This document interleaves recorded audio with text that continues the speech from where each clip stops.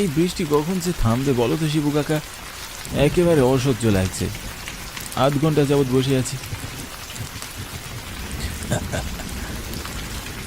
থামবে না, থামবে না তারানাথ। এ হলো কালবৈশাখী ঝড়, এত সহজে থামার নয়। তোমরা যাই বলো, আমার কিন্তু ভালোই লাগছে। মুসুলধারে বৃষ্টির সাথে রতন কাকার হাতের গরম চা, আহা কি যে মজা। হ্যাঁ, সাথে ভূত এফএম শুনতে পারলে আরোই ভালো লাগতো। কি বলো তোমরা? কোনো এককালে গ্রাম অঞ্চলে অনেক ভূতরে কাণ্ড করতে দেখা যেত। তোমাদের মতো আমাদের তখন ভূত এফএম শুনতে হতো না, বাস্তবে ভূত দেখে আমরা দৌড়ে পালাতাম। কি বলো শিবু কাকা, সত্যি? আচ্ছা বেশ, তাহলে এখন আমাদের তোমার সাথে ঘটে যাওয়া একটা ভূতের গল্প শোনাও তো। হ্যাঁ, এই কালবৈশাখীর রাতে চায়ের দোকানে ভূতের গল্প একদম জমে ক্ষীর হবে।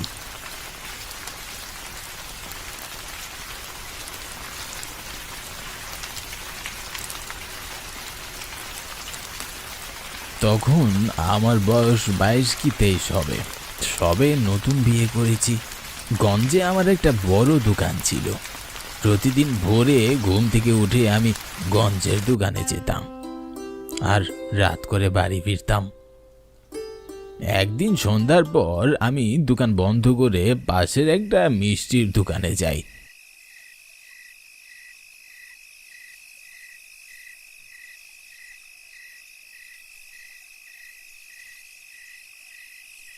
আর কিছু ভালো মিষ্টি কিনে নেই।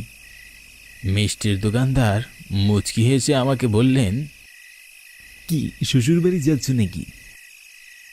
হ্যাঁ গো কাকা, অনেকদিন হলো গৌরী বাবার বাড়ি গিয়েছে, তাই ওকে আনতে যাচ্ছি। বেশ, তবে বেশি দেরি করো না, তাড়াতাড়ি যাও, ট্রেন আসার সময় হয়ে গিয়েছে। গঞ্জের পাশেই রেল স্টেশন ছিল, তাই আমি পায়ে হেঁটে স্টেশনে যাচ্ছিলাম। আমি স্টেশনে গিয়ে পৌঁছাতেই পো পো শব্দ করে ট্রেন চলে আসলো।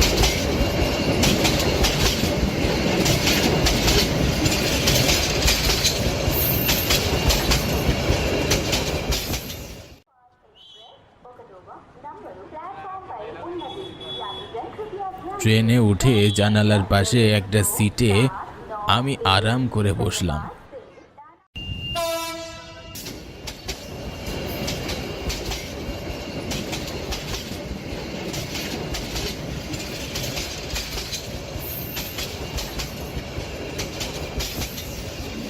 আমাদের গ্রাম থেকে আমার শ্বশুর বাড়ি একটু দূরে, নবাবপুর গ্রামে আমার শ্বশুর বাড়ি।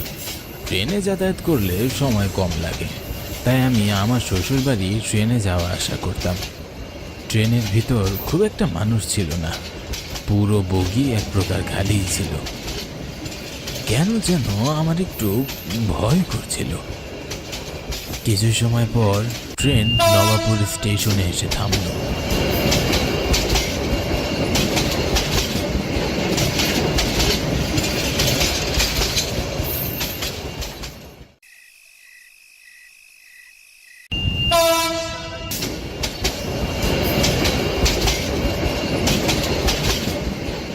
ট্রেন থেকে নেমে আমি অবাক হয়ে যাই। পুরো স্টেশন একদম ফাঁকা ছিল। ঘড়ির দিকে তাকিয়ে দেখলাম তখন রাত 9টা বাজে। সে সময় গ্রামের লোকজনের কাছে রাত 9টা মানে গভীর রাত, তাই স্টেশন একদম ফাঁকা। স্টেশন থেকে আমার শ্বশুর বাড়ি প্রায় 1.5 কিলোমিটারের মতো। এই 1.5 কিলোমিটার পথ আমাকে পায়ে যেতে হবে। আমার শ্বশুর বাড়ি যেতে একটা বড় ঘন জঙ্গল পার করে যেতে হয়। জঙ্গলের কথা মনে হতেই আমার ভয়ে গায়ে কাঁটা দিয়ে উঠল, গলা শুকিয়ে গেল। জানি না কেমন করে আমি এই নির্জন পথে একা পাড়ি দেব। হাঁটতে হাঁটতে একটা সময় আমি জঙ্গলের কাছাকাছি চলে আসি, কিন্তু আমি আর সামনে আগানোর সাহস পাচ্ছিলাম না। আমি থমকে দাঁড়ালাম, আশেপাশে ভালো করে তাকাতে লাগলাম, কিন্তু কোনো রিক্সা বা মানুষের দেখা পেলাম না। চারিদিকে ঘুটঘুটে অন্ধকার, নীরব স্তব্ধ পরিবেশ। জঙ্গলের ভেতর থেকে শিয়াল ডাকার শব্দ কানে ভেসে আসছে। হঠাৎ আমি দেখলাম জঙ্গলের রাস্তার মাথায় একজন লোক গরুর গাড়ি নিয়ে দাঁড়িয়ে আছেন। আমি বেশ অবাক হলাম। একটু আগেও লোকটা এখানে ছিল না। তিনি কখন এখানে আসলেন আমি দেখতে পাইনি। আমি গাড়িওয়ালার কাছে এগিয়ে গেলাম। আমি কিছু বলার আগেই লোকটা আমায় বলল, আপনি কোথায় যাবেন? এত রাতে এখানে এসেছেন কেন? এই পথ দিয়ে তো সন্ধ্যার পর কেউই যাওয়া আসা করে না। আসলে নবাবপুর গ্রামে আমার শ্বশুর বাড়ি। আমি নতুন বিয়ে করেছি। গঞ্জে আমার দোকান আছে। দোকানের কাজ শেষ করে এখন আমি আমার শ্বশুর বাড়ি যাচ্ছি, তাই একটু রাত হয়ে গেছে। আপনার শ্বশুরের নাম কি? আমার শ্বশুরের নাম হলো রাহুল দেবনাথ। ও, আপনি রাহুল কাকার মেয়ের জামাই? হ্যাঁ, আমি ওনারই। আপনি চিনেন? জি, চিনি। আপনার শ্বশুর কৃষি কাজ করেন। বড্ড ভালো মানুষ তিনি। নবাবপুর গ্রামের উত্তর পাড়ায় ওনার বাড়ি। আপনার তো বিবাহ উপযুক্ত এক শালিকা আছে, নাম ঋতু। হ্যাঁ, আপনি তো দেখছি সবই জানেন। তা আপনার বাড়ি কোথায়? কোন পাড়ায় থাকেন আপনি? আমার এখানে কোনো ঘর বাড়ি নেই। গাড়িওয়ালার মুখে এমন উত্তর শুনে আমি ভীষণ অবাক হলাম। আমতা আমতা করে বললাম, তাহলে আপনি এখানে থাকেন কোথায়? আমি সর্বস্থানে থাকি, তবে এই জঙ্গলে বেশি থাকি। চলুন, আপনাকে আপনার শ্বশুর বাড়ি পৌঁছে দিচ্ছি।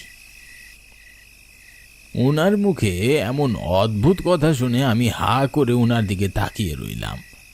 আর মনে মনে ভাবছিলাম, লোকটা আবার পাগল টাগল নয় তো। আমার নীরবতা দেখে গাড়িওয়ালা আমাকে বললেন, কি হলো, আপনি গাড়িতে উঠে পড়ছেন না কেন? আপনি যাবেন না? হ্যাঁ, যাব তো। আমি তাড়াহুড়ো করে গাড়িতে উঠে বসলাম। আমি গাড়িতে উঠে বসতেই উনি গাড়ি ছেড়ে দিলেন। যদিও বা গাড়িওয়ালা খুব রহস্যজনক কথা বলছেন।